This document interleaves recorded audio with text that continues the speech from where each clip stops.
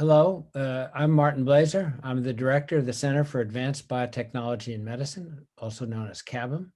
Today, I have the pleasure of speaking with CABM resident faculty member, Dr. Isaac Edery. He is a professor in the Department of Molecular Biology and Biochemistry in the School of Arts and Sciences. Hi, Isaac. Hi, Marty. How you doing? Good. How are you? Good. Thanks for inviting me for this interview. And thank you for joining me.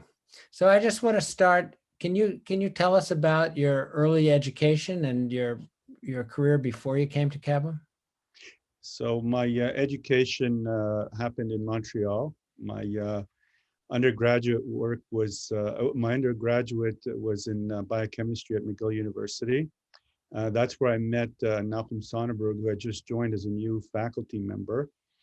And of course, there's a connection with CABM there because he was a postdoc of Aaron Shatkins, who was the initial director here. And I joined his lab in 1981, working on translational regulation with the cap binding proteins, which he had discovered. And during that time, he had a connection with this person called Yoav Sitri, an Israeli who had worked in David Baltimore's and Michael Rosbach's lab. And he gave a talk about clocks. And I was always very, very interested with the idea of time. And so I applied to Michael's lab. That was actually the only place I applied to as a postdoc. And he accepted me into his lab. I went there and I had such good training in protein biochemistry in Malcolm's lab. And that was what was lacking in the field of circadian rhythms. So I applied my knowledge to that and was able to characterize the first clock protein called period. And that's what really set things off and eventually allowed me to have my own lab here at CABM. Great, great. And were you working on flies at that time, or? When I was doing my PhD, no, I was mammalian models. It was all mammalian models. So in your postdoc, is that when you started to work on flies? Yes, that's when I started working on flies. So there was Michael's lab, and there's next to him was Jeff Hall, who was working on circadian rhythms. Michael was very well known for splicing, and Jeff was more of a behavioral scientist. And the legend is that they were playing a basketball game at Brandeis, and Jeff told Michael, "Oh, I'd really like to clone, the PER gene." And Michael said, "That's not a big deal. I can do that for you." And that's what started that collaboration. And so when I got there, really, again, the main thing that was missing was the protein biochemistry part of it, which due to my training in Malcolm's lab, I was able to jump on that and characterize the PER protein, and which is what launched my career basically here at as an independent scientist at CABM. So how long have you been at CABM? Since 1993. Oh, so we're talking 27 years, yeah. Good for you. Great. And so what's your lab working on now? Well, for many years, we worked on circadian rhythms, doing the, looking at the biochemistry and all the feedback mechanisms. Then more recently, about 5 or 6 years ago, we started getting into thermal adaptation. And to make a long story short, that's because we found a temperature-sensitive intron in the 3' untranslated region of the PER gene, which allowed flies to modulate their midday siesta as a function of temperature. And to make a long story short, what we found out is that that intron actually wasn't regulating the PER gene, but it was regulating a gene next to it, which was historically called the 0.9 gene, but now we called it the day-wake gene. And what we found now is that it's very integrated with metabolism. So we're very interested in this connection between sleep and metabolism, which underlies many diseases and disorders such as diabetes, Alzheimer's, Parkinson's. There's so many connections there. So that's really where the lab is going now, and basically in a new direction. So really, we're launching into a new and exciting area that we're really very proud of in one sense, because I think it's opening up a lot of new doors.